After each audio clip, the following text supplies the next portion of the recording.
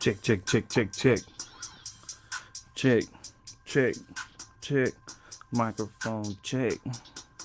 1 2. 1 2. What's up? What's up? What's up? What's up with the back head bounce? Shouty. Peace to y'all family. How y'all doing? It's Brother Lawrence 228. And it's a great morning. Yep. The moment I opened my eyes, I said, Most High, thank you for waking me up another day.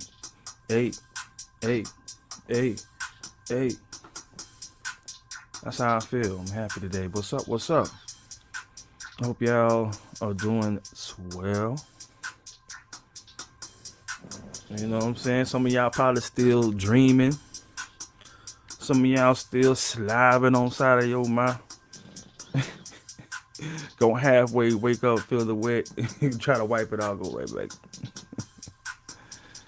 Oh man, y'all don't have to excuse me. I be cracking up at my damn self. You know, you gotta be like that. We get high off of life. You know, find any reason to make it positive. Yeah, yeah, yeah, yeah. So, how y'all like that beat in the background, man? I'm supposed to be proficient in this whole tech, audio tech, mixer, ins and outs. You know what I'm saying?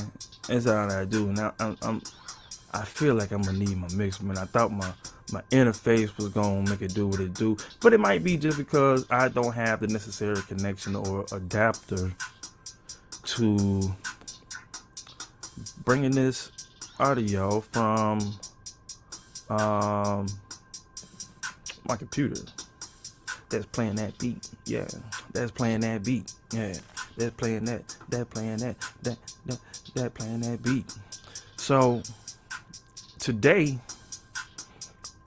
we pretty much it's not gonna be long. It's gonna be a continuation of yesterday when I was letting you know about the Gulf Coast Indian, or the old coach of the Gulf Coast Indians, you know, particularly in Mississippi. I'm in Mississippi.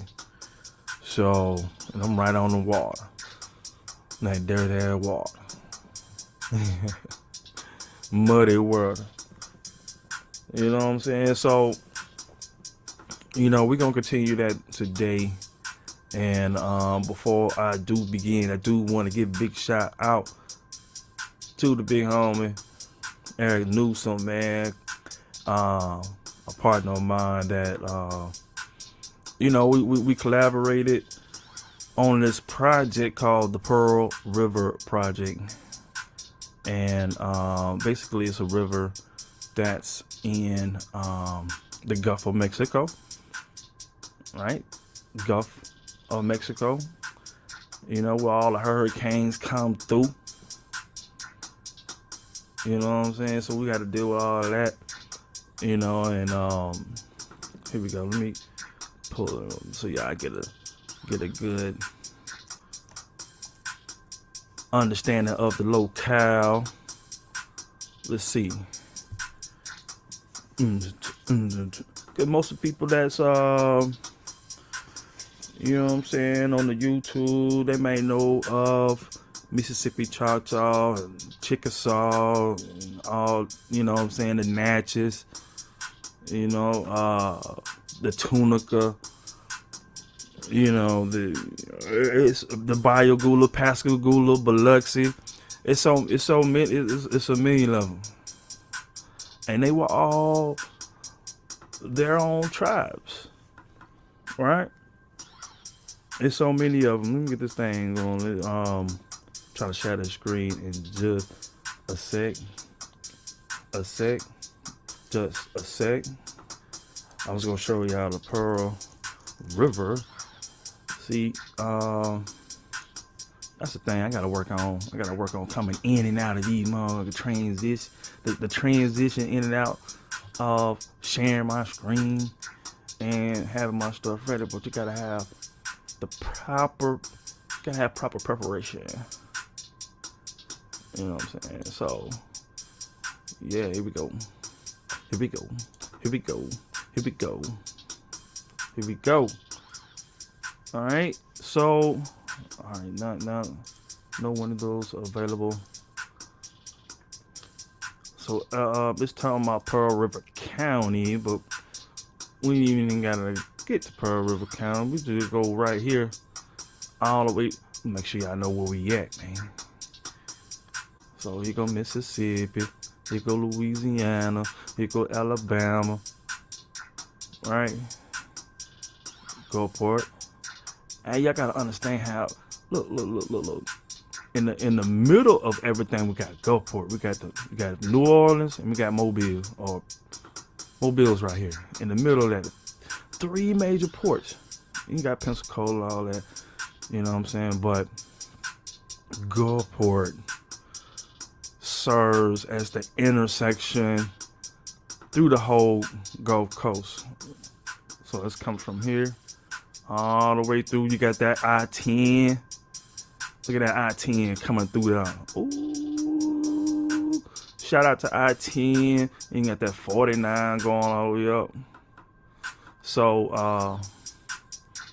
yeah, Gulfport got some history. I'm right next to it in Long Beach.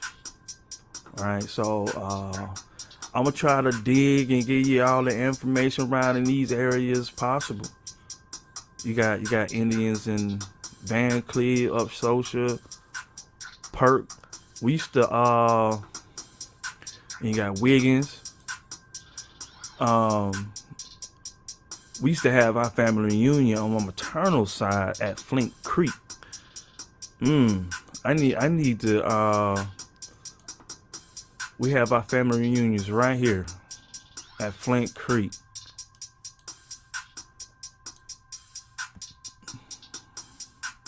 And this is the side, you know, we need to get into that on one episode. Show y'all some of my family cultural traditions when it comes to that. Not even showing y'all. I'm making sure my family knows what they need to know about themselves, because 99% of them not doing any kind of genealogy. They just really relying on what's been passed down, and the same thing that's been passed down to me, you know, was that my great grandma was Choctaw Indian. Her mother was Indian as well. And I told you I was gonna bring that obituary out, but I'm gonna save that for a very special episode, you know. And I might even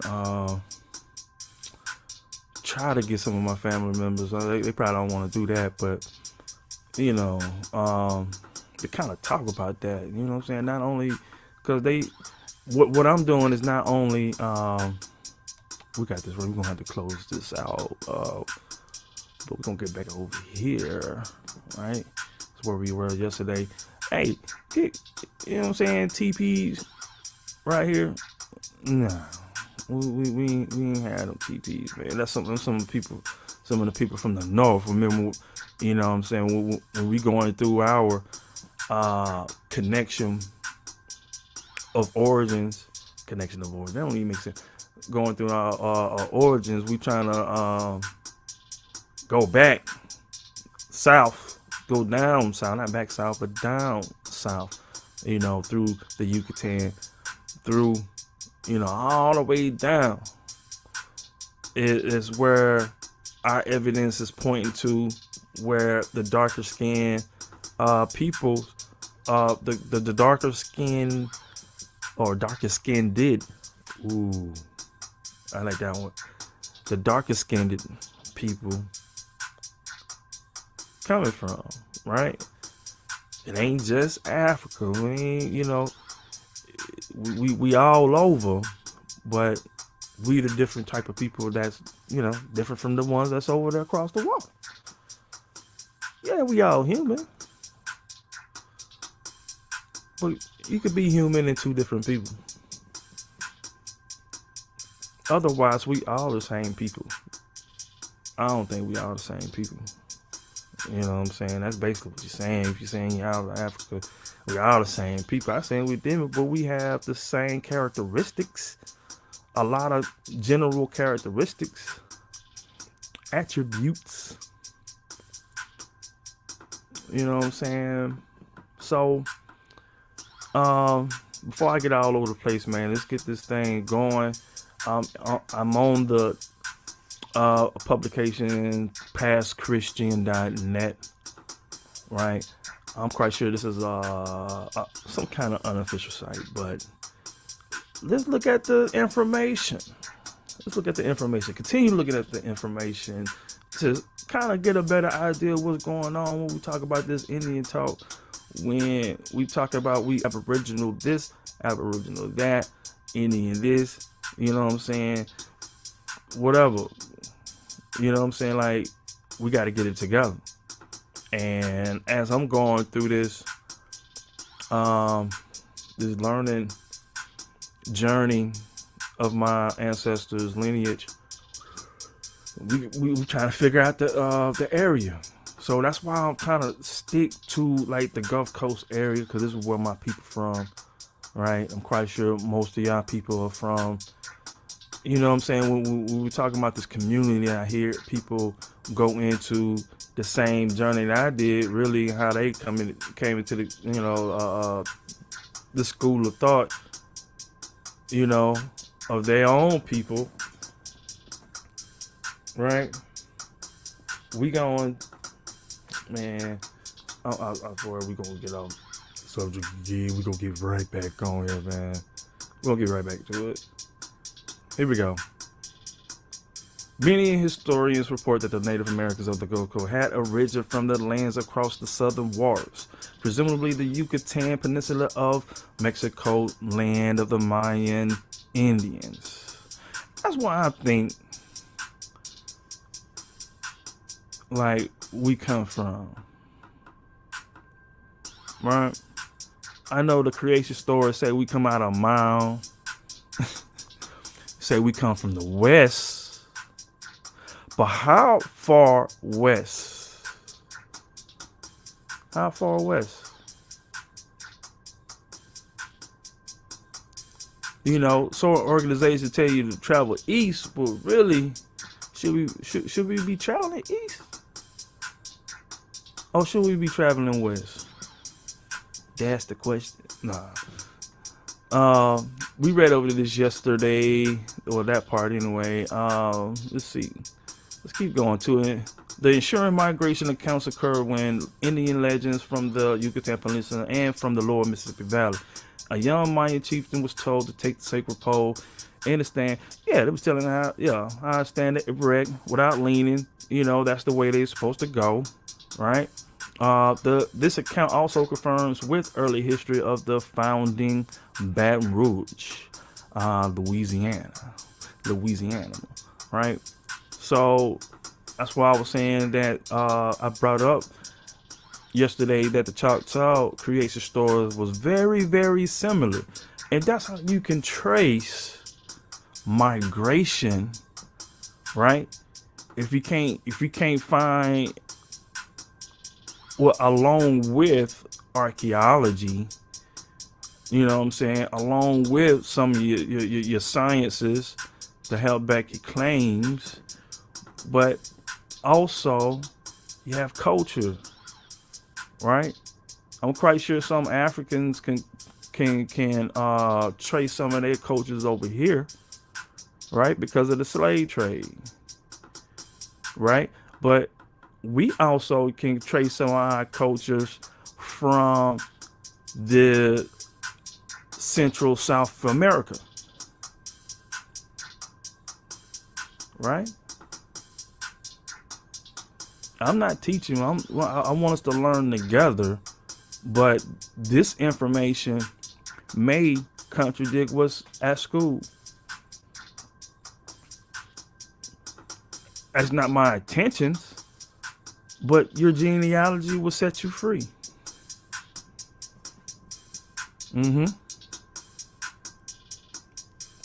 If you're tuned in, I appreciate you stopping by. If you don't mind for your continued support, go on and hit that like button for me. We're gonna get right into it, man.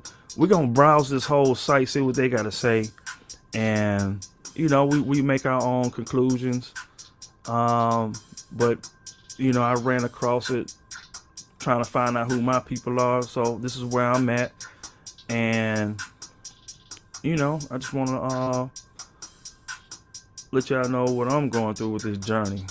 All right, of not well trying to figure out everything with my ancestors, right? In the area, the geographical area, right? Which is from Sumter County,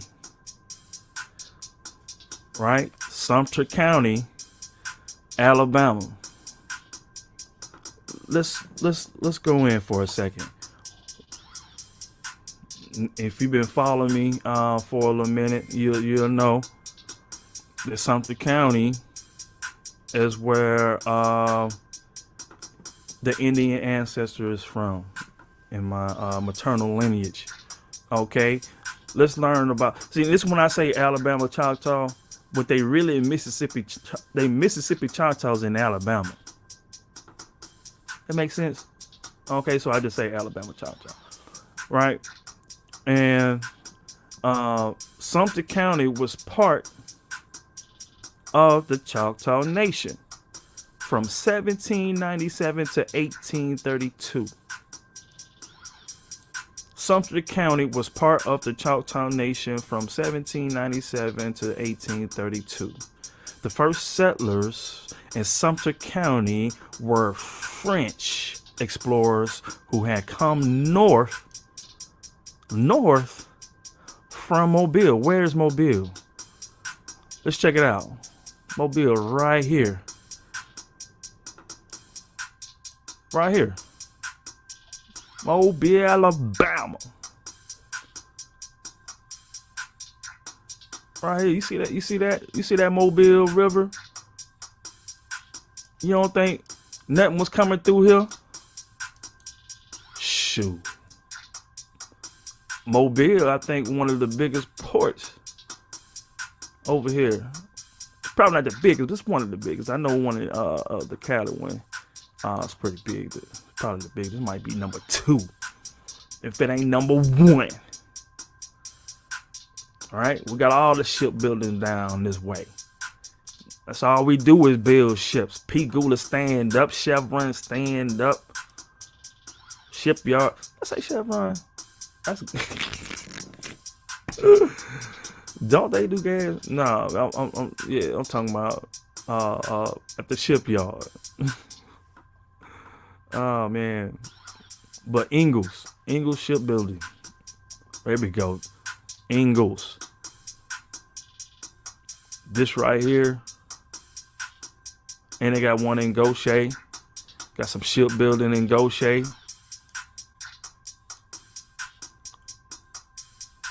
What you think is on these islands? Hey, you got Horn Island, Cat Island. You got these little islands right here, man. They should set up them forts on. But yeah, we're gonna keep it moving though. But that's where Mobile is at. Okay, we right here. We still on the Gulf Coast, baby. You know what I'm saying? Let's keep moving. But again, the first settlers in Sumter County were French explorers who came north from Mobile. So this ain't nobody coming through Canada. They coming up, and these were the first settlers of this region. Right? They built and settled at Fort Tombigbee, near the modern day town of Ypres. Right? 1830, with the Treaty of Dancing Rabbit Creek, the Choctaw Indians ceded, meaning gave up their land to, gave up the land that is now Sumter County to the government. So Sumter is located in West Central Alabama and is part of the Black Belt region. We're gonna get into that because we got to talk about the geography. We got to talk about the land, right? And when the settlers came here, they documented how everything was when they got here. We're gonna get into that. The area, and we're gonna get into that cotton. Did the Indians pick cotton? You know what I'm saying? Or was that a slave thing, an African slave thing that was brought from Africa? Yep. We're gonna get in there. We're gonna have a whole new episode on that. That was established 1832. Okay, that's when it was taken over, you know what I'm saying? Well, a little bit after Dancing Rabbit Creek, 1830. 2 years later, they go ahead and called it Sumter County. County seat is Livingston, and Livingston is where my second great grandmama is from, who is Choctaw. Okay, and this is 1900s. This is 1875. Coming from the area, right? This is like a generation. We're talking about a generation after the session, the seeding of the land. Okay, Choctaw seeding their land, giving up their land to the government.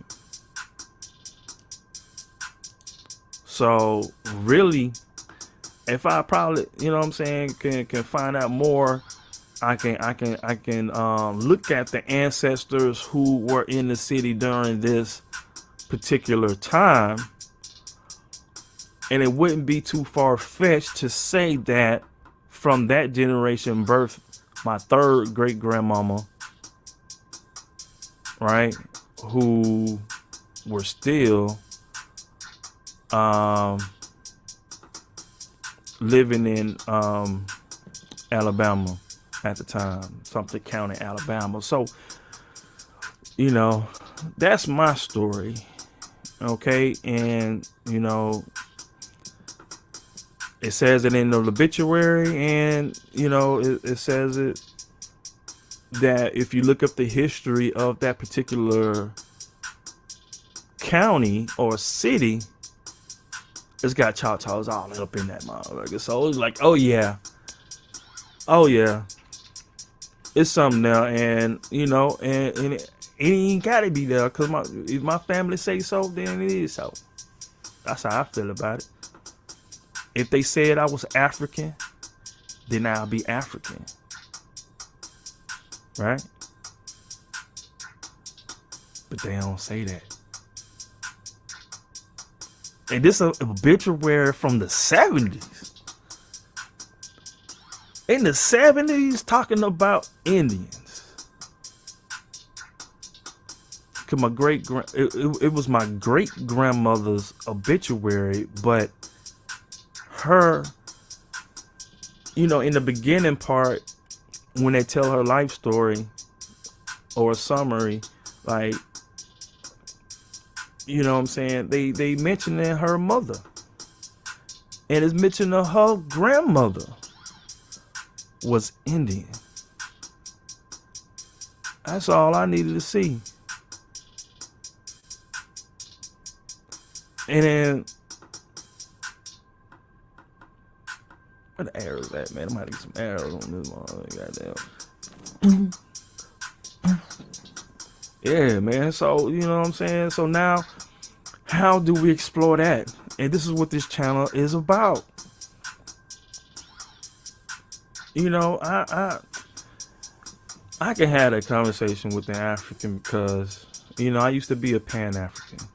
My genealogy stole me away from Pan-Africanism. But it's kind of like, you know, like I say, not Christianity, I would say religion probably would be the first conscious community when you study, you know what I'm saying, the book, trying to prove yourself.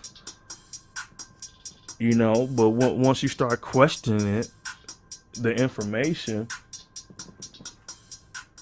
you know what I'm saying, and you're strong enough to, to depart from it, but not in a malicious way. When you engage with people who you departed from, who think like that, you know what I'm saying, like, you do have some like a level of respect because you was once that person. You might have once been a Christian. You might at heart, morally, you're still a Christian because that's how you was brought up, with a little tradition, a little heritage that's been passed down.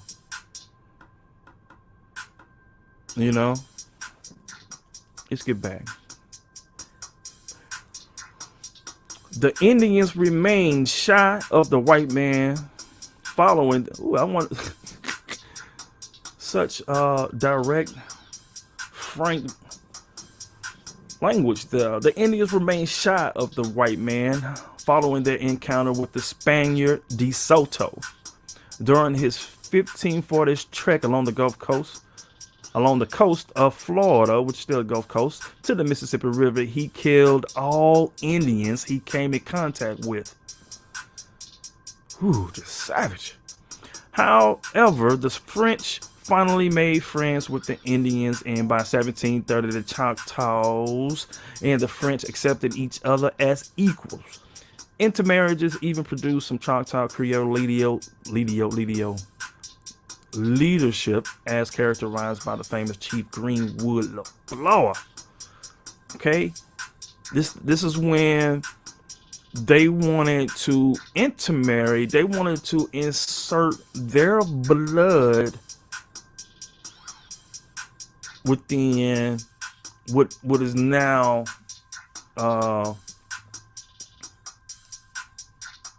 Choctaw Creole now, right? And they throw that Creole in there because you look up Creole and they give you a few different, definitions for it. Because the Creole itself isn't a full-blooded entity.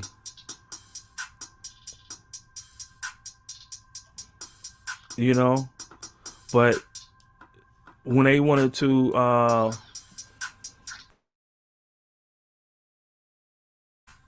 trying to weave their way up in there, and they did, and this was the one of the first chiefs that was of mixed blood. Through the years, yellow fever epidemics, warfare, and colonial encroachment greatly affected the Indian population. When the Indian Removal Act of 1830 was enacted, the tribes east of the Mississippi River were forced to exchange their homelands for new lands in the west. The Choctaws and Chickasaws of Mississippi were included, as well as the Creeks from Florida. Man, we're gonna get into the Creek stuff as well in the future, because it's question marks on my paternal lineage. When I asked my uncles, my dad, of any Indian ancestry within their line, they said, oh yeah, we got Creek in Atmore, Alabama. Right? We have an ancestor on that was on the reservation on Atmore, Alabama. Right? So what's in Atmore, Alabama? Let's say Atmore, Alabama. Atmore, Alabama. Okay. Let's see where this at. Atmore. Ooh, over there by Mobile. We in the area, right? But if you watch some of my earlier videos, we kind of separate, or we list those boundary lines where the tribes are. So make sure you go check out that. I forgot what video that is, but okay. From my daddy's side, we have Creek ancestry in Atmore, Alabama. Let's take a look at what's in Atmore, Alabama Indian reservation. Okay, so who is in the city? Porch Band of Creek Indians. So really, I'm Creek and Choctaw mixed with some Africans and all that. I guess I don't know. You know what I'm saying? But the paternal side coming Indian, the maternal side, both sides Indian ancestry. Really makes me Indian, but a lot of people within that tree help make up you as well. You can't forget about those, right? And if it's majority black people, Africans, then that's what it is. It don't make you an African, because how we do it on this land, it's about your maternal lineage. We the matriarchs over here. Shout out to the matriarch.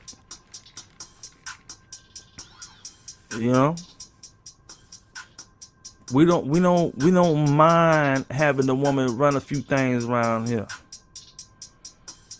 You know what I'm saying? Whatever she say, go. What y'all talking about? Oh, yeah. Oh, do. Yep, it's a great morning. So, boy, we was talking. I don't even know if we was talking about the Creole stuff. Now looking at going forward, we are all right. So included as well as the Creeks from Florida. This enforced migration was later called the Trail of Tears.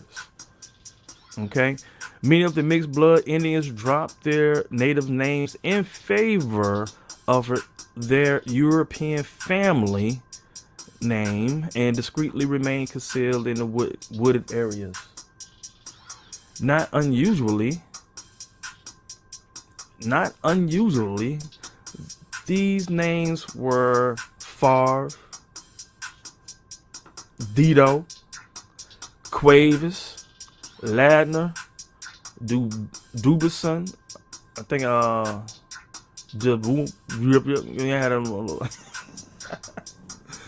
Favre is common name for many of today's Indians who live in Hancock County. Okay, but that's down in this little area, so I can't knock it, right? Indians are now few in number along the Gulf Coast. Much of the Indian heritage have been forgotten. However, we might justly remind ourselves of that many names of towns, counties, rivers, and bayous, and even in the state name of Mississippi proclaims the omnificence of their progeny.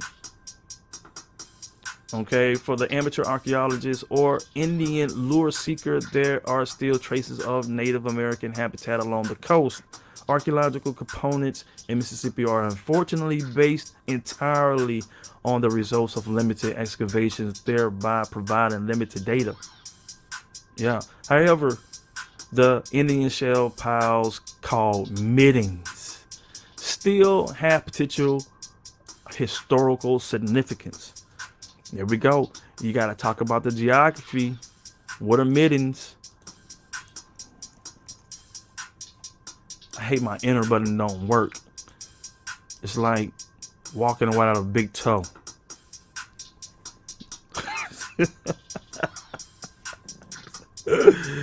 Oh If it's too early. It's like rocking without a big toe. So these are mittens. Let's go get some. This is all over the coast. Y'all seen these shells? So these have historical significance when it comes to the data. They could tell you a lot about the past geography, right? Shouldn't we be able to pick up something old and tell that it's old? Huh? Or should we not? Or should we not? Okay, so early Indians. However, some Indian shell piles. Okay, nobody made these piles but us. Called mittens. Still have potential historical significance. Native Americans created mounds long before De Soto ever made his Posada or bloody trek from Florida to the Mississippi River in 1541. Following Columbus in 1492 and Magellan's trip around the world, and even before Hernando de Soto trekked across the southeastern states to Mississippi River in 1540, Cabeza de Vaca lived to tell about the journeys by water and land from Cuba to Florida. From Cuba to Florida, right? Cabeza de Vaca. Guess how you. That's probably how they say it. Lived to tell their journey from the Gulf Coast to Texas in 1500, and the Gulf Coast through Texas to Arizona in 1528. Of their mishaps, one historian wrote the following: a November storm that swamped their boats. The survivors lost their clothing and suffered severely. One boat barely survived but continued its way from Mobile Bay and as far as Pass Christian. Well, I don't know how to say Pass Christian, but Pass Christian. Okay, Pass Christian.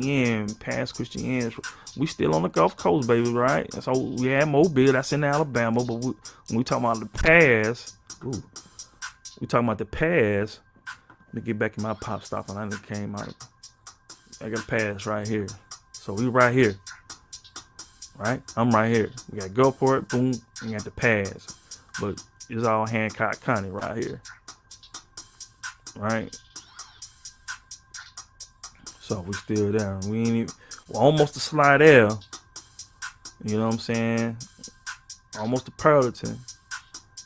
You know what I'm saying? But we over here by the Bay Area right here. Past Christian, DeLille, what up? Quavers. Alright, so let's go. Atmore, Alabama, we ain't off that. Let's go about some early Indians. We're gonna look this name up. We're gonna find out what they talking about on that. Of the mishaps, one story, as Past Christian, where they landed naked and starving among a people called the Carnuns. The Carnuns. A people called the Carnuns. Right? Where they landed naked and starving among a people called the Carnuns. The Carnuns, I never heard of that name, so let's give it a quick Google woogle. I'm excited too, man. Like, actually in the next hour, I gotta take this computer. I'm gonna go take it to the shop, and we'll say Carnuns Gulf Coast, because I don't know what this. I get to upgrade my computer today, my iMac. Got an old iMac, and I just bought it because I figured I'd do something in the near future with it. But it, I had to get something I can record to for my little studio. It ain't no little studio. I got a big ass studio, really. But I just call it a little studio. That's how we talk. But Yeah, man, and sometimes it just lag. I only got 8 gigabytes of RAM. It's still on the hard drive. So I'm getting it upgraded. I'm getting 32 gigabytes of the RAM. We going with the SSD. Yeah, man, we gonna have to turn it up like that, man, cause we can't be with the lagging. You know, everything gotta be A1. So colonial period past Christian. Okay, let's see. Colonial period past Christian. Hey, guess what? We still on the same site. Yo, because this is pastchristian.net. So I guess they talk about these people in here. Let me see. All right, boom. But that's it's saying the same thing. Boom, boom. It's going talking about the Iberville's journeys. Okay, around Bay St. Louis in 1699. Cause you gotta understand, y'all, when we talk about these explorers, you know what I'm saying? They coming up from the south, the earliest explorer. They coming up. That we the front line. We the front line. You know what I'm saying? Know what I'm talking about? You heard? We the front line, man. We you know what I'm saying? The Aboriginal that was here, all right? The copper color people was on the front line, right? So this more into the early settlers. Woo, that's a lot. And they got look, they got Bartholomew up in this thing, Spanish Grant, which later sold to Edward Livingston in 1814. Claim for the tract of land situated on the Bay St. Louis in the state of Mississippi containing 17,084 superficial arpents. Superficial arpents. What the heck is an arpent? I don't know what an arpent is. We're gonna ask Google what arpent is. Arpent. Colonial time. I don't know. Colonial.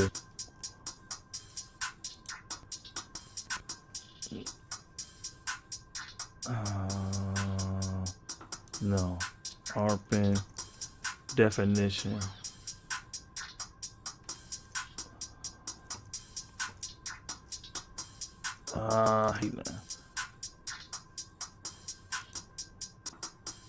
Arpent definition. Arpent is a unit. Come on. A former French unit of length equal to 190 feet, approximately 58 meters. An old French unit of land area equal to about 1 acre. Okay. Why ain't nobody talking about they got them arpents around here? Got them arpents. if I ever debate somebody, I'm bringing up them arpents. Man, you ain't got them arpents, man. You ain't doing no, man. You ain't got no land, man. You ain't doing no research. You ain't got no arpents. So that came off of that site. That's how some of my research, and it's like a rabbit hole, and this keep deeper and deeper, and yeah, you can pick up here and there, everywhere actually. You know, from Old French, probably from late Latin Orimpinus, half an acre, or Gaulish origin related to meter or unit of land measure. Arpent. Now y'all heard it here first. Y'all heard it here first that we got arpents involved. We talking about getting your land back. We gotta see how many arpents you got. We got to see how many ARPA she got. But later, this is going back to the end of the past, and actually, I guess let's see, history of Florida. You know, and this is, I guess, a clip from the actual book. But yeah, we let's talk about the later Indians. And this is pastchristian.net. Pastchristian.net.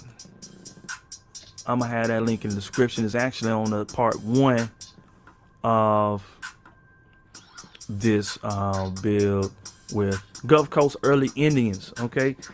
The European intrusion beginning in the later world that provoked drastic change among the Mississippi tribes and it ultimately destroyed the Aboriginal lifestyle. Hernando de Soto reached the open waters of the Tombigbee River, entering the country of the Chickasaw or Chickasaws. The Chickasaw or the Chickasaws in 1540. Next came the French from Canada. Okay. In 1673, Angelo Party made contact with several Mississippi tribes in the forages down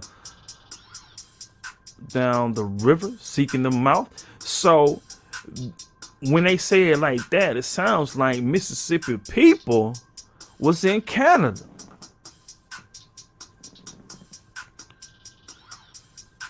Next came, I mean, is it too harsh to say?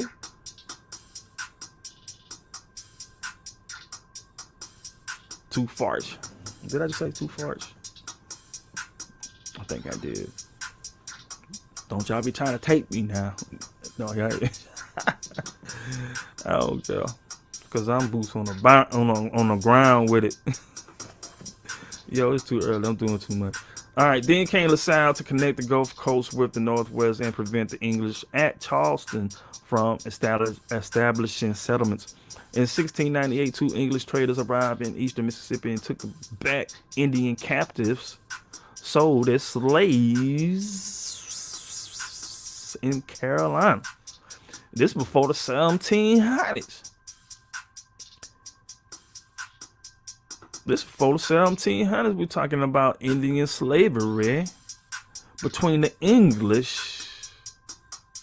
2 English traders arrived in eastern Mississippi and took back Indian captives sold as slaves in Carolina. In 1699, D'Iberville sailed into the Gulf to find the mouth of the Mississippi River and to establish settlements. The Europeans' demand for the pelts led to the extermination of fur-bearing animals, resulting in many of the Gulf tribes moving west for new lands. Those who remained were exterminated by measles, smallpox, and other diseases introduced by the intruders. So they go and talk about the wars, excuse me, which is important. They talk about mixed blood slaves.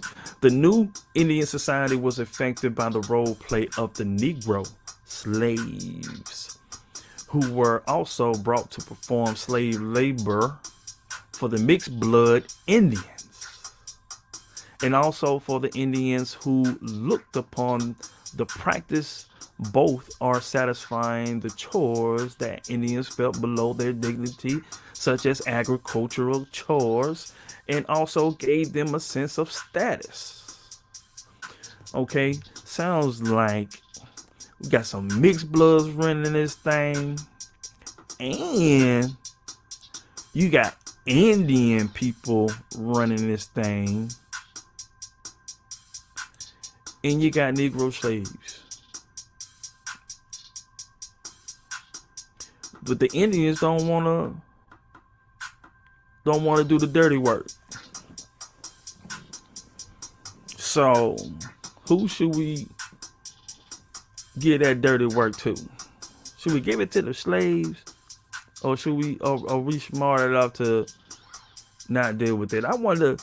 And there's a question: is before there was slavery, what Negro slavery in this particular context, right, was the Indians were the Indians picking cotton, but I know we had the maize. So it wasn't that we didn't know how to till the land, right? So we knew how to do that. We had irrigation, we had the water, we have the location, the soil, rich soil, all right, to be able to do what we had to do to survive when it comes to planting that maize and other, crops, vegetables, foods, all that good stuff. Let's keep moving. The French slavery among the Choctaws is confirmed by the little floor line, which produced such notables as Greenwood LeFleur. One of the leading Chickasaw mixed blood families was established by James Logan Colbert, a Scotsman who in 1729 began a 40-year residence in the Chickasaw Nation. So we've been infiltrated. Colbert married 3 Chickasaw women and bore him many children. His sons were principal spokesmen for well over a century. Slowly, the religious, social, and political structure of the tribes were influenced by mixed bloods, Indians, resulting in full-blooded natives resorting to drink or moving on to other lands, with the new tribal affairs being affected by distress and discontent as they were transferred into new order. Dang, did I jump back up on that, man? I did, because I could have sworn I was reading slaves first. Mixed blood who looked upon the practice. Yeah, I went back. Status. African slaves were introduced by traders during the 1750s. What? African slaves were introduced by traders during the 1650s. So if Africans didn't come here to the 1650s, who were the people who were called slaves before then? Could it be the Indians? Could have been the Indians. Could have been the Indians. Could Africans, if they didn't come to the 1750s, who was the slaves before then? For hundreds of years. Slavery fed the aristocratic pretensions of the owners and their drive to emulate white planter neighbors. The slaves built bridges and roads which enhanced the value of the Indian properties, which allowed them to negotiate better terms with the federal government during the Removal Act. Slaves who were formerly owned by English-speaking planters learned the Indian language. Okay, so now you got slaves learning the Indian language, thereby serving as a communication bridge. Okay, so you got some of the British, Spanish, the Americans. From 1795 1830, the Choctaws, Chickasaws were becoming less populated while adapted to civilized ways of agriculture and cattle and sheep herding. The missionaries introduced religious training and education. The Indian lands were slowly taken away until the Indian Removal Act, where all the lands were turned over to the American government. And they were forced to migrate to Indian territory in the West, Oklahoma. Some remained to receive personal land allotments and remain subject to Mississippi law. Okay? So, that's the thing, man. How can you differentiate, like if your people stayed and assimilated to be a citizen, right? But before then, you can't find no history because why? You know, the Indians wasn't enumerated. They kept their own roles, right? So you probably not gonna see them on the U.S. Census.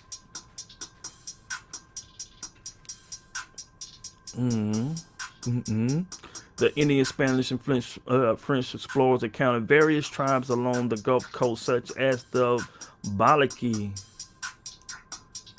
the Matopi, the Uma, the Pascagoula, as listed in Iberville's journals.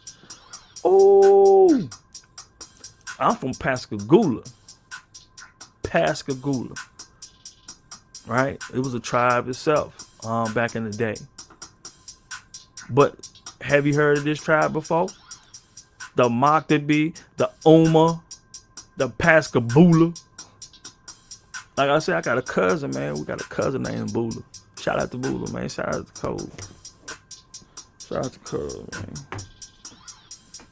You know, can't wait for the family reunion in July.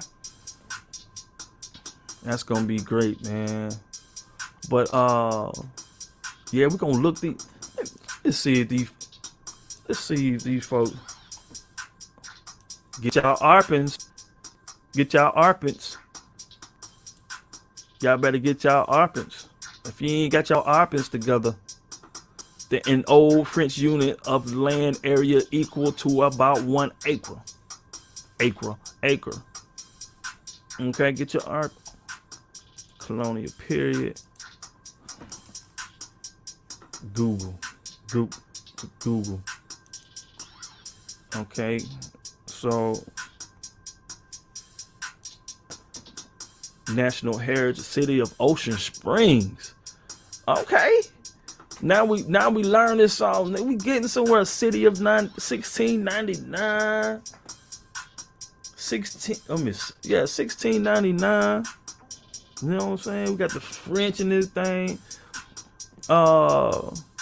With the French beachhead established at present-day Ocean Springs in April 1699, the French Canadian Pierre Lemon Ciel d'Iberville 1666 1706. So anything dealing with slavery during the time, we talking about Indian slavery in the Americas, because you know they say they didn't even come over here to 1750. Wow. King Louis of France had the physical presence to defend the Louisiana claim of Rene Robert Cavalier. Sue de La Salle, 1680, La Salle exploring from eastern Canada had discovered the Gulf outlet of the Mississippi River and claimed it as all vast territory they drained. Contact local call it. It's the same.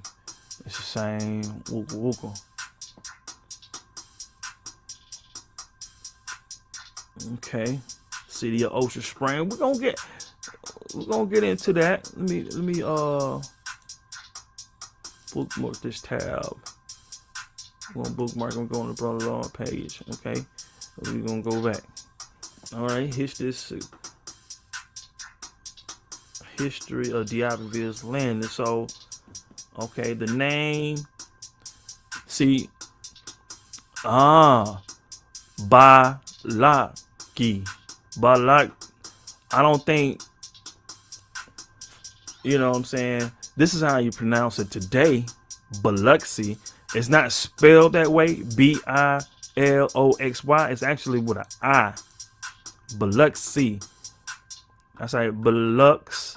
And they had the I, you could pronounce I as E. So Biloxi. All right. But that's how you pronounce it. Biloxi. Okay. And let's see the name. See, and I'm saying that Balaki. The name Biloxi or Biloxi became synonymous with the French settlement at Fort Maurepas. And I don't know where that's at, but and later time. Or I guess it's in Biloxi. Fort Map is in Biloxi. See, let's see. I'm sorry, but I'm usually freestyling this stuff. I really don't have no direction. I just go and go and go and go. And oh, Fort Marapis.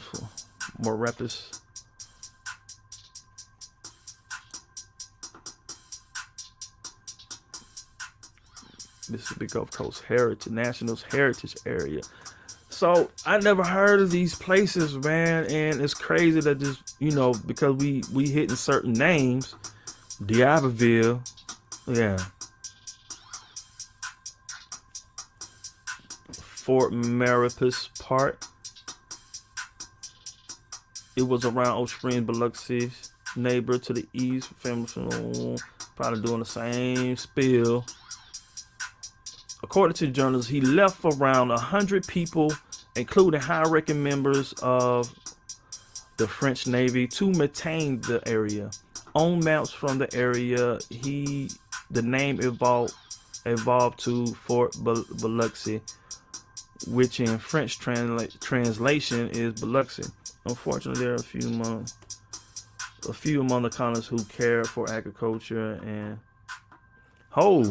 unfortunately, there were few among the colonists who cared for agriculture. That's a strong statement. There were few among the colonists who cared for agriculture, and the colony never became self-sustaining. So that's the reason why they called for slavery, right? I reckon. Since the origin of Fort burned down in the early 1700s, it was never reconstruction. The exact location is not known, but the current replica, which is now a state park, represents the history. I got red flags on that. You might have to chew the meat, spit out the bones on that. I don't know, or just disregard it. Get back. Fort Marapis. So I mean, they pretty much told us. Let's see if it's in the pictures of a fort. Oh, so in his drawings, this is more like the fort right here. It's one of these star forts. I mean, these are clear, but it must be a real small picture. Encyclopedia of Alabama. Let's see if we can get something.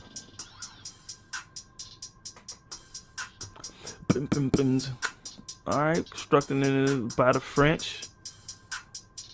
The French building it. Now Ocean Springs.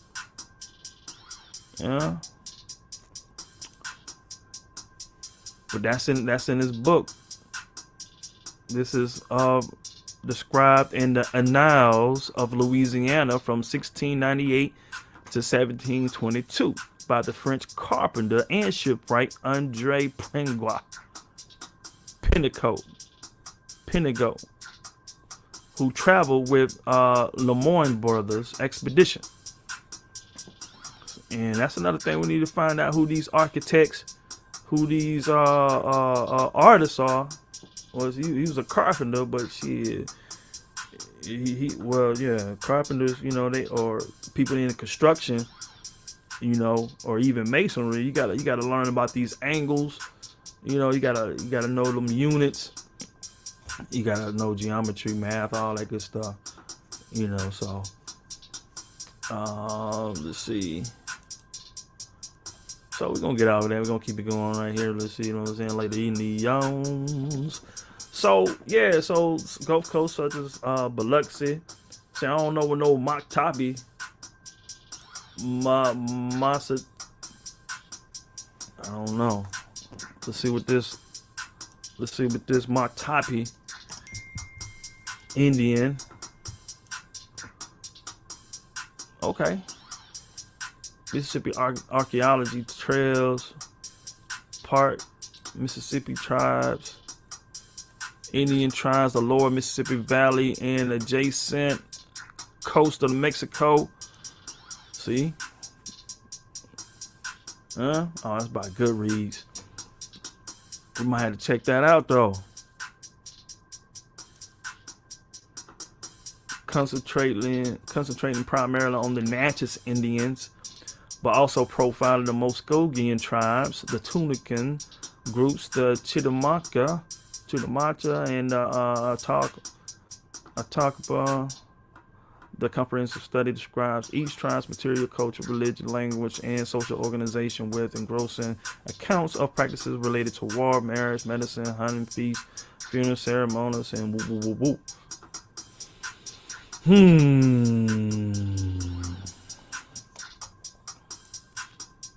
Okay.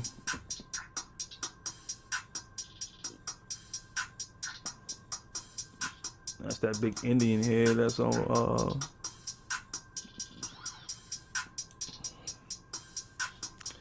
I think I seen this on the way to Alabama or something.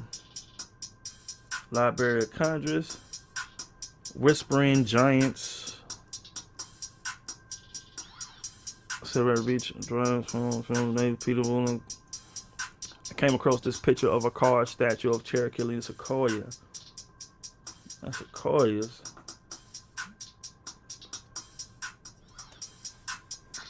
Sequoia is supposed. I thought Sequoia is supposed to be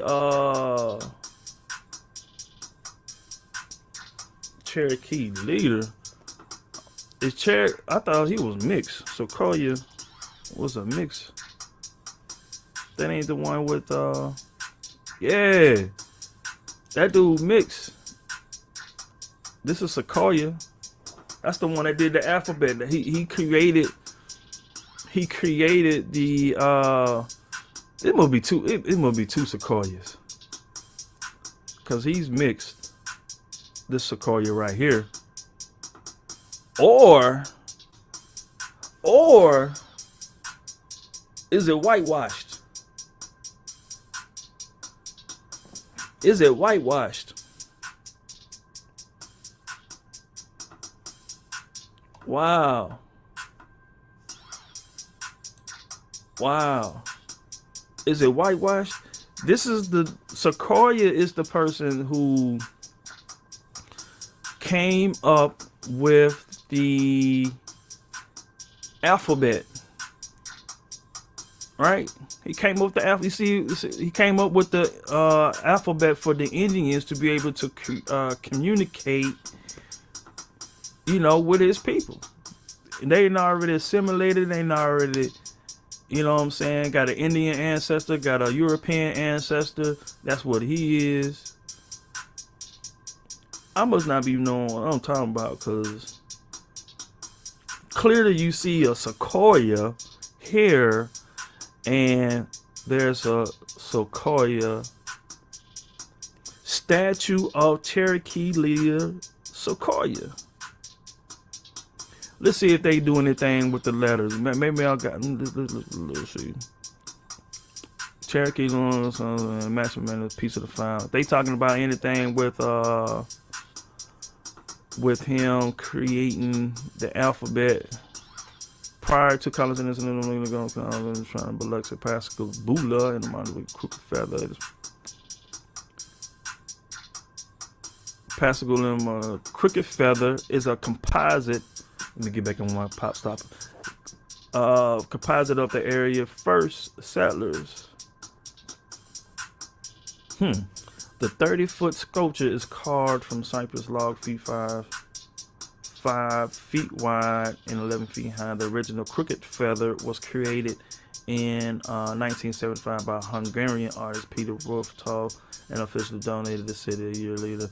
However, due to the termite damage, Toth's work replacing Crooked Feather was part of Toth's schedule. It's called the Trail of Whispering Giants, paying tribute to the tribal people in the country.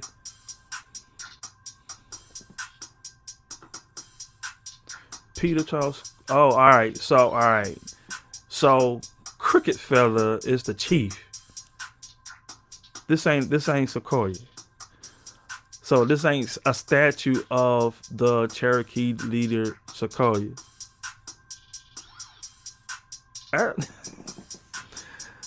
Oh, scope. Yeah. in March. I don't know. It's up there, y'all. So y'all can decide for yourselves. You know what I'm talking about? I'm seeing anything. You know, a lot of that thing. Got that thing. Come on. Where we at? Yeah, we about to wrap this up in a sec, because I do gotta take this iMac to. We got Indian signs. You know what I'm saying? I'm gonna have this link down in the description, right? So y'all be able to check out for yourself. I might just leave it like this. It tells a little bit more about the past. The Trail of Tears, right? And that's how I actually, read some of the stuff, and then the little bits and pieces as you saw that I wasn't familiar with. Let me go ahead and check up on that and see if that opened up a door to more information to open up some of the how we perceive this history that's been brought forth. That's all taught in the schools. So you got Indian Camp, Creek Nation, Archive of Records. So this got some stuff on there, a lot of information that you may can like I say, Sam Moniac.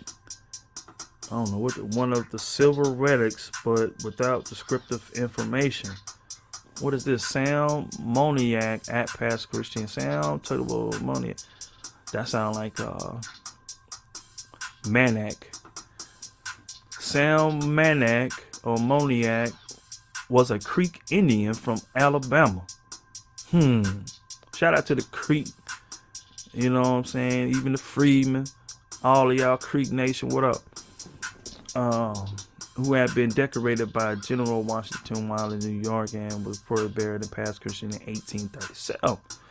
Every year, treasure hunters and other interested parties call the Past Christian City Hall, the library, or the Chamber of Commerce seeking information. One of these was during 1950s with Professor Wilbur W. Stout of the English Department of Mississippi. Oh, is that where Stout Hall come from? Yeah. Because I went to college here. This is where I went to school at. But it's not Mississippi Southern University. It's not. Oh. Hold on. Wilbur W. Stout of English Department of Mississippi Southern. The correct is the University of Southern Mississippi. There's a Mississippi State University, MSU. Shout out to State.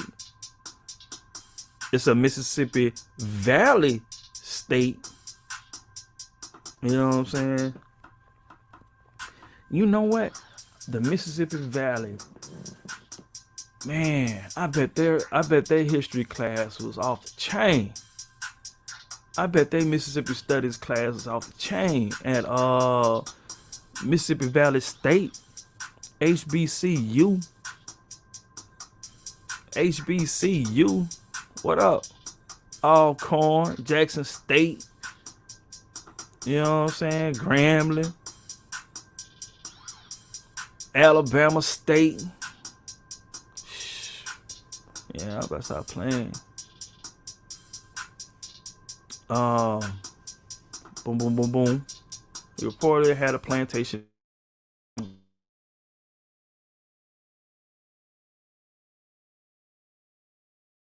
That's it. You know what I'm saying? Got a little genealogy going. Local lore has Sam Moniac actually did come to the pass about 1830. One of the found various site. What I'm trying to get one of the silver relics. I'm trying to figure out where this silver coming from. Member of the Louisiana Supreme Court, Louisiana, Japanese horn. See, custodian, woo. A very thin silver crown is shown laid out flat, but which would be curved to fit around the brow. At each end were holes that allowed a string to be strung to fasten behind the head. The two epaulets. Never heard of that word. 2 epaulets are shown below the crown. The pictures were evidently taken on a Xerox copy rather than the photograph, and very well could have been copied from the 1906 news article included below. History buried at Pass Christian. Daily Picayune. 1906 news dealing with the meeting. It was held at Progressive Hall. Charleston has submitted a committee dealing with the resolution of the middle of the lake. Introduced lecturer. Letter read that received no desire to submit the following facts or some man. Some 3-4 months around laborers were digging trench on. They came and spent a. All right, here we go. Past Christian, Mississippi, they came unexpectedly upon a human skull. That's what I'm talking about, man. Around the bones of the skull was what appeared to be a crown of silver filigree work. I don't know what filigree, but I just want to be filigree. Oh, so that's what this called. I want some of that filigree. Am I saying it right?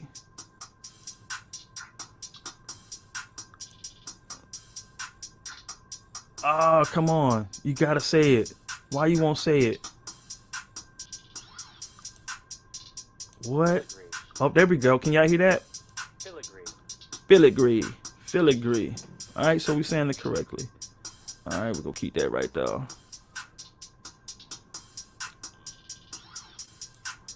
Filigree work. Okay, somewhat lower down in the position which the shoulders should have occupied, there were found 2 silver epaulets, and across the chest a silver breastplate. In addition to this, there were found quite a number of bone beads and some brass buttons. Apparently, suitable for an officer's uniform. Okay. I want to know the opulence too. I want to, you know what I'm saying. I got the filigree. We know what the filigree is. Okay, opulent is a type of ornamental shoulder piece or decoration used as insignia of rank by armed forces and other organizations. In the French and other armies, epaulets are also worn by all ranks of the league. Okay, so we dealing with a general. Is that what we saying?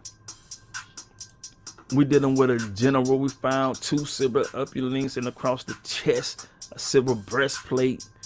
Right? This is a Creek Indian that's found in the past Christianity. I keep getting outside my mic and I hear the, but I get it back up in the, so you ain't gonna hear that. So I gotta put that. I gotta make sure my pot stopper straight. I keep leaning my head to the mic right here in front of my face.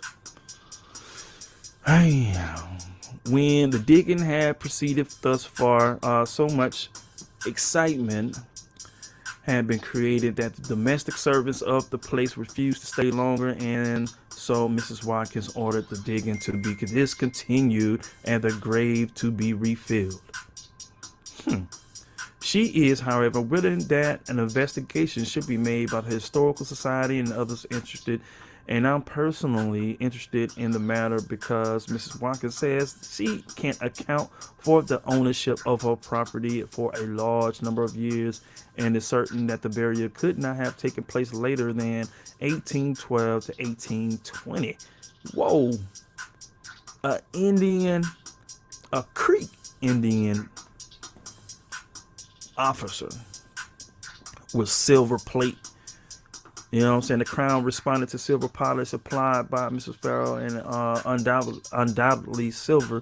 The crown and the epaulets are all handcrafted, very thin.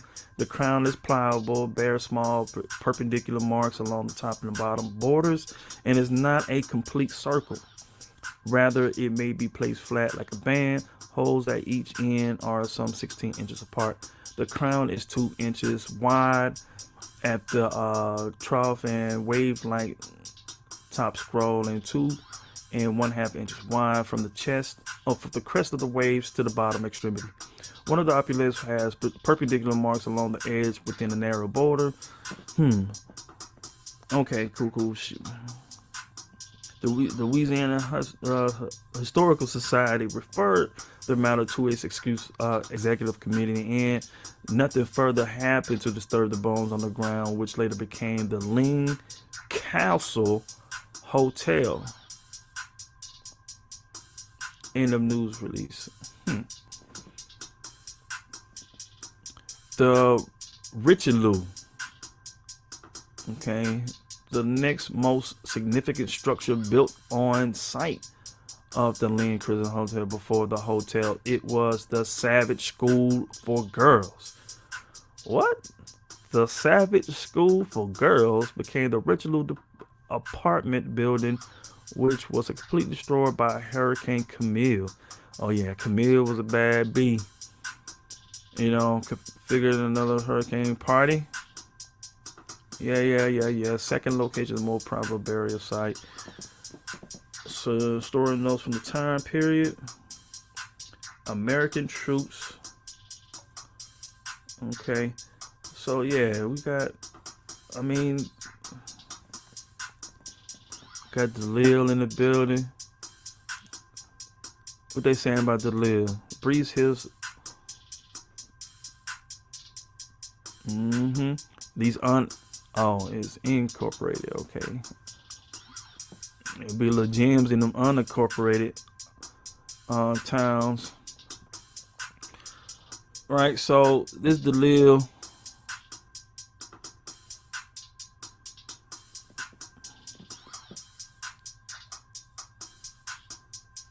What's this? Earliest verifiable records for the LaSalle area show that Bartholomew Guerrero was followed by his brother-in-law, Fenner Socia, in the mid-1780s. Yep, we got Socia in Socia, Mississippi, right outside Gulfport. All right, on the map. So you got Gulfport right here. If you keep going up, you got Socia, which is a country area. If you want to get away from the city and go in the burbs, you know what I'm saying? You want to go chill with the bugs. You can go to Socia. Okay, let's all right, so yeah, we DeLille is known for having more men served in World War I than any other community in the U.S. on a per capita basis. Okay. They coming shooting from half court. Shout out to the DeLille. Time out. Let's go back. So that was the Moniac. The following excerpt were excerpts from Woodward Creek. Woodward's remnants of the Creek Muskogee Indians contained in letters to friends in Georgia and Alabama by Eston Ruder, Louisiana, formerly of Alabama. Dear Sir, some months back I addressed a letter from Mr. Woodward, Union Springs, containing some of the incidents of the life of Billy Rutherford. Okay, it's a lot of stuff. It's a letter. I have often seen the medal that General Washington had on it. He always kept it in his person, and it was with him in his grave, fast screen. Alright, so they got some letter. Let's see if we can go to the letter. Oh. This domain, Mr. Shelby, may not be safe. What? What is this? Oh, I gotta buy the website, so this ain't. What they got on juniorshelby.com? They must got some information on there for that junk to be sold at $5,000. You got a little something on there, juniorshelby.com. Junior Is it Junior Shelby?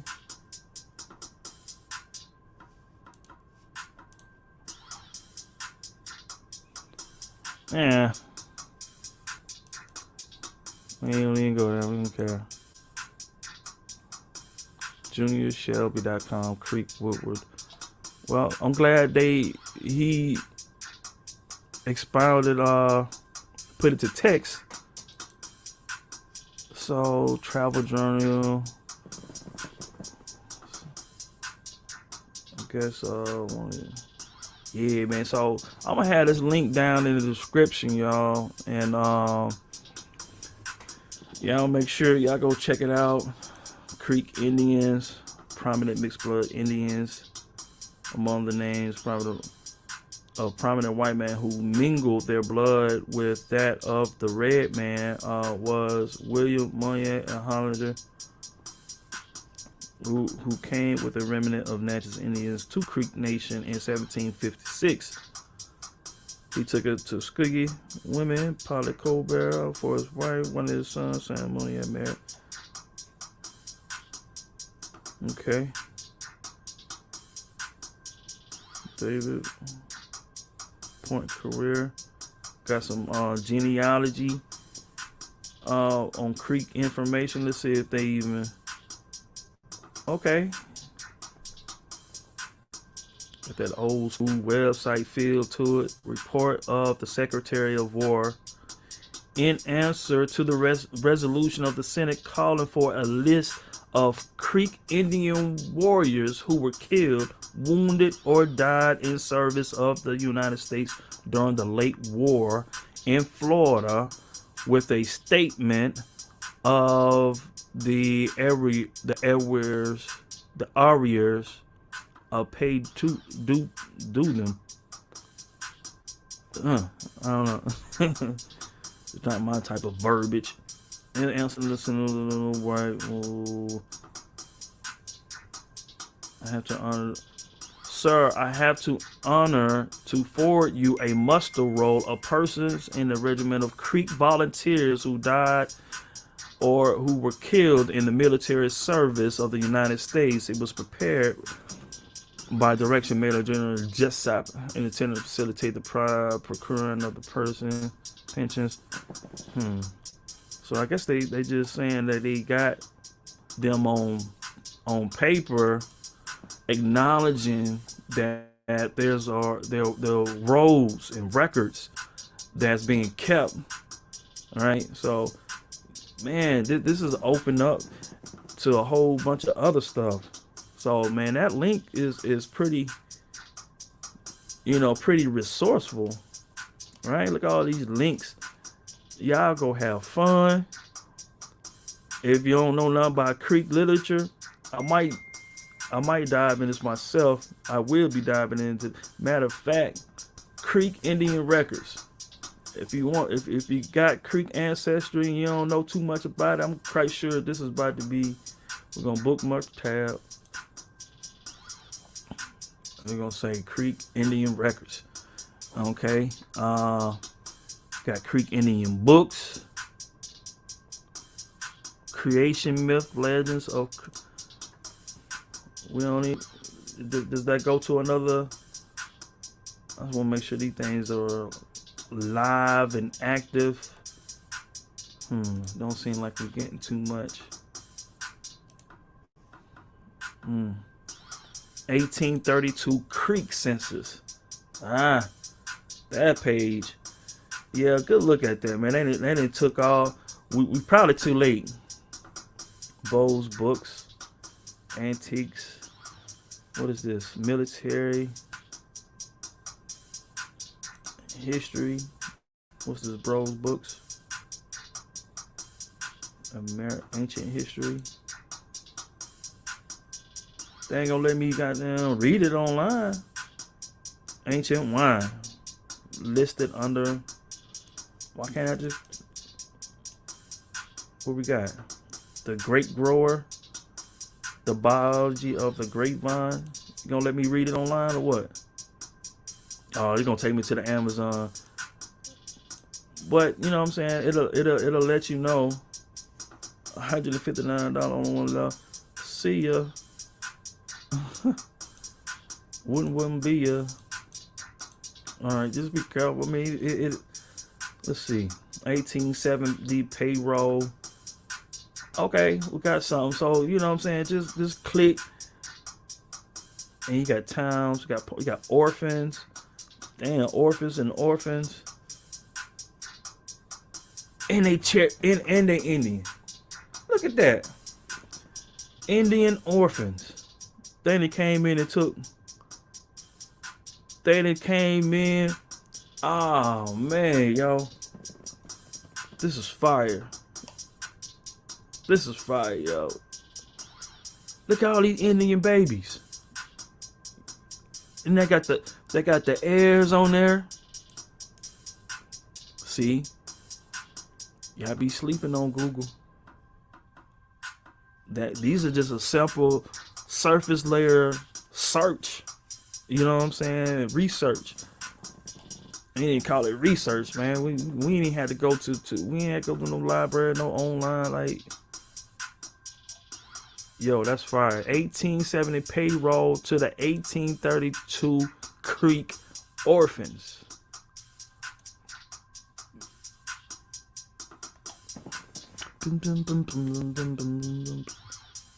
Oh, it's a pay. I'm sitting there saying take, and it took. Look at all the. Oh, we gotta be careful. That was just towns. Ooh, they got towns. You follow? Yo, I got a Muskogee. So, man, so much just ran through my head just then. I couldn't catch it. So, I know that you follow. Like, I got some not Choctaw. Man, it's even hard to explain. Let me see. Let me go to my channel. It's a video on my channel. It's private. Let me see if I can go to my page.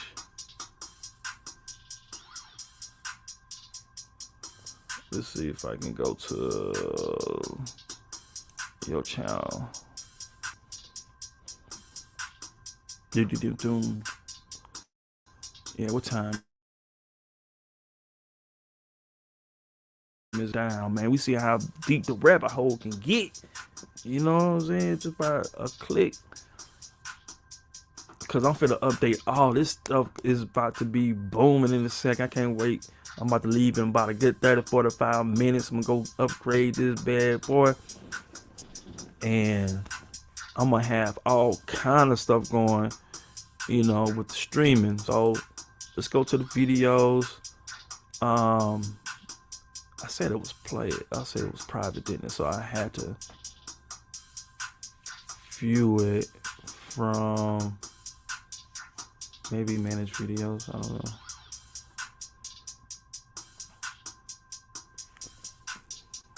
Live.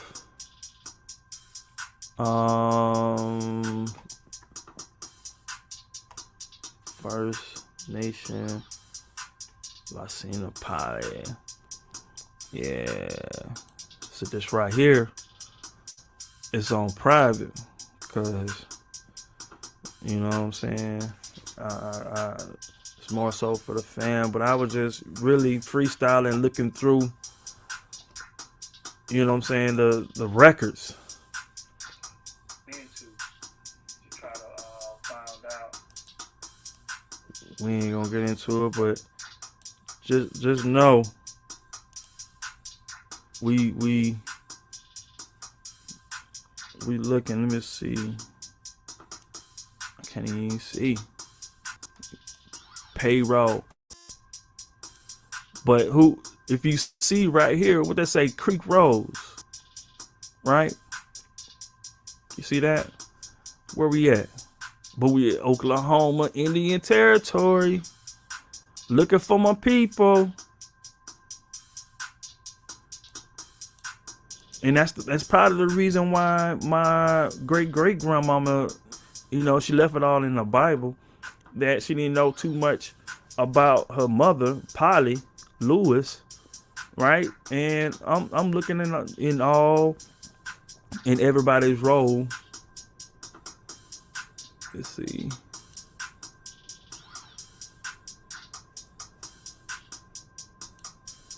Let's see right here. Who we looking at right here? Some Lewis's, Muskogee Land Office, Department of the Internal Commission to the Five Civilized Tribes, allotment lands, homestead negotiations. Let's see. Talking to my son. Let's see. That's a the plots.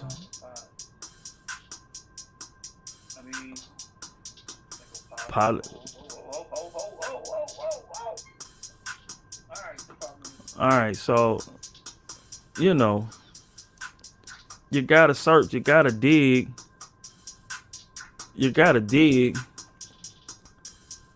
Is Muskogee Land Office, Daniel Lewis, Polly Lewis. You know what I'm saying? Like, I'm pulling up anything within anybody's. They go, Eufaula. What is your name, Daniel Lewis? What is your post office address, Eufaula? Are you a citizen of the Muskogee Nation? Yes. What town do you belong to? Eufaula, Canadian. How long have you lived in the Creek Nation? All my life. Have you been outside of the territory in the last 4 years? No, sir. Are you married? Yes.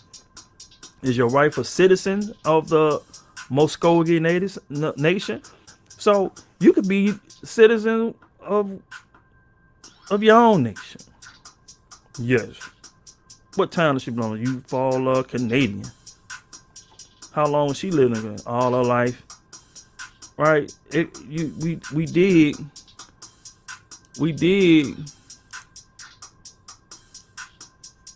You know what I'm saying? Role of Mississippi Choctaws. That's just me digging, man. You know, and you know, that's what we gotta do. That's what we gotta do. You gotta dig. So yeah, man, this site is, you know, Creek Indian Records. I think I say we're gonna come back to that. So this is the Creek Indians, and you got Indian Cemetery. And this right here is this is in the past. They got a next page on there, man. Using all links. You wanna learn about Mardi Gras in the past, DeLille. It's a lot of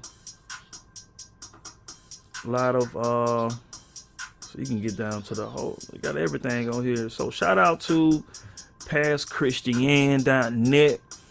We appreciate the information. We most definitely gonna share this to the fam, you know, that's on the Gulf Coast, or people who got ties to Mississippi, Alabama, Louisiana, you know what I'm saying, and probably South Mississippi, wherever the case may be. You know what I'm saying? If you're interested in this right here, it most definitely will help guide you, you know what I'm saying, to what you're trying to find. And yeah, we're gonna leave it like that, man, because I'm so excited to go take care of this business with this iMac. As soon as I get on, you know I'm coming through.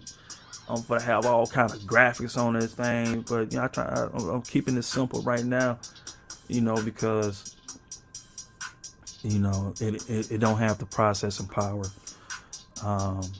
So we gonna come back all souped up, you know. Hopefully we riding good. I see a difference already when I connect my Ethernet cable to my computer, so I'm getting that direct internet access, and you know it's been cool in that sense, you know. But far as creating getting a little creativity, so I won't be giving you this boring look with this avatar. You know,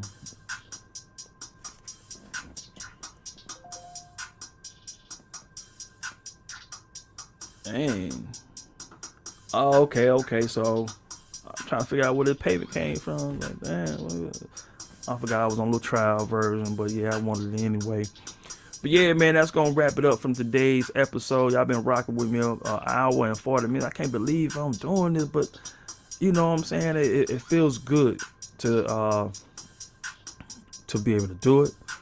Now I gotta give my business some love. Then I gotta give my family some love. You know what I'm saying? And before I know it, today will be over with.